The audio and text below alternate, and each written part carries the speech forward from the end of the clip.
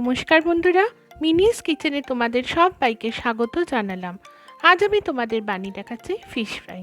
রেসিপিটা বানাতে গিয়ে আমি এখানে নিয়েছি 1 কেজির মতো অরিজিনাল ভেটকি ফিলে, পুদিনা পাতা, ধনে পাতা, লেবু, কাঁচা লঙ্কা, 2টো ডিম, নুন, তার সাথে নিয়েছি ginger garlic paste, bread crumb, refine oil যে কোনো হতে পারে, আর পরিমাপ মতো গোলমরিচের গুঁড়ো। প্রথমেই আমি ভেটকি ফিলে ভালোভাবে ধুয়ে জল ঝরিয়ে রেখেছি। 2টো ডিম এর মধ্যে ফাটিয়ে দিলাম। এর সাথে দিলাম পরিমাপ মতো লেবুর রস, নুন, গোলমরিচের গুঁড়ো, আর দিলাম 1টা ফুল চামচ জিঞ্জার গার্লিক পেস্ট।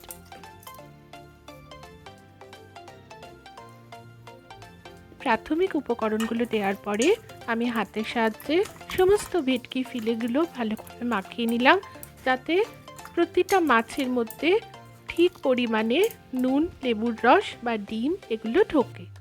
এরপর অপর একটি পাত্রে আমি পুদিনা পাতাগুলো ছাড়িয়ে নিলাম, এর সাথে ধনে পাতা কুচিয়ে দিলাম কাঁচা লঙ্কা দিয়ে একটা পেস্ট বানানোর জন্য মিক্সির ছোট বাটি আমি রেডি করলাম।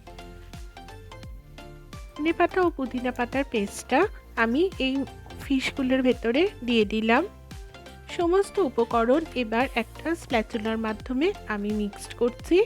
এতে আমার সুবিধা হবে সমস্ত ফিলেগুলোর ভেতরে যাতে এই মিশ্রণটা ঢোকে, সেইভাবে আমি মিক্সড করলাম। এরপর একটা ঢাকা দিয়ে 1 ঘন্টার জন্য আমি ম্যারিনেট করে রেখে দিচ্ছি। তোমরা চাইলে 4-5 ঘন্টাও ম্যারিনেট করতে পারো। ফিশ ফ্রাই যত বেশি ম্যারিনেট হয় তত ভালো এর ভেতর ফ্লেভার ঢুকবে। ঢাকা দিয়ে দিলাম। অপরদিকে আরেকটি খালি প্লেট দিয়ে তার মধ্যে আমি ব্রেড ক্রাম্ব নিলাম।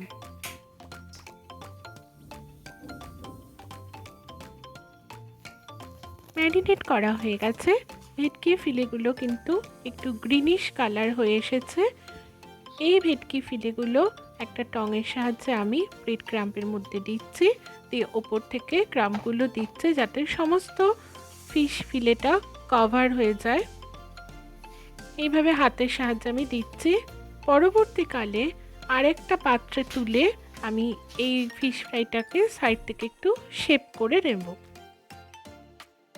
আরেকটা কথা অবশ্যই মনে করে দিই, যখন ব্রেড ক্রাম্ব অন্য একটা প্লেটে রেডি করবে হালকা একটু নুন দিতে কিন্তু ভুলো না, নাহলে ফিশ ফ্রাইটা খেতে প্রথমে একটু বিস্বাদ লাগবে।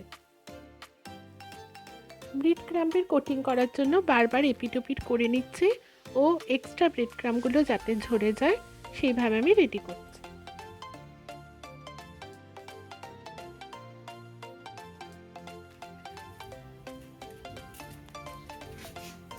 ব্রেড ক্রাম্ব দিয়ে কভার করে ঠিক এইভাবে একটা শেপ করে নিচ্ছি, যাতে ভাজার সময় ফিশ ফ্রাইগুলো গুঁড়ো গুঁড়ো হয়ে ভেঙে না যায়।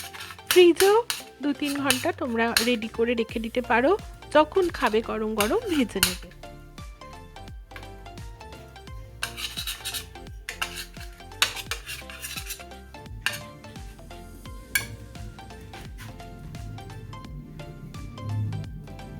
ফ্রাই প্যানে তেল গরম করে রেখেছি, ফিশ ফ্রাই ছেড়ে দিলাম। এপিট ওপিট ভালোভাবে ভেজে নিচ্ছি, যাতে লাল করে ভাজা হয় সেই দিকে খেয়াল রাখছি। একটা কথা সবসময় মনে রাখতে হবে, গ্যাসের ফ্লেম আমি হাইতেই রেখেছি, না হলে ফিশ ফ্রাইয়ের ভেতর তেল ঢুকে যাবে আর ভেতর থেকেও কাঁচা ভাব থেকে যাবে।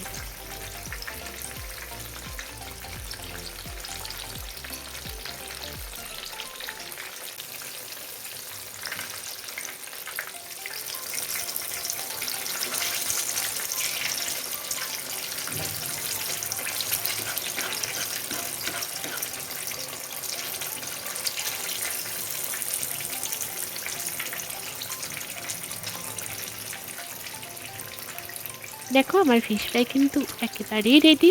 আমি আস্তে আস্তে তেল ছাড়িয়ে এক এক করে তুলে একটা অন্য ট্রেতে রাখছি। এখানে আমি পেপার ইউজ করেছি।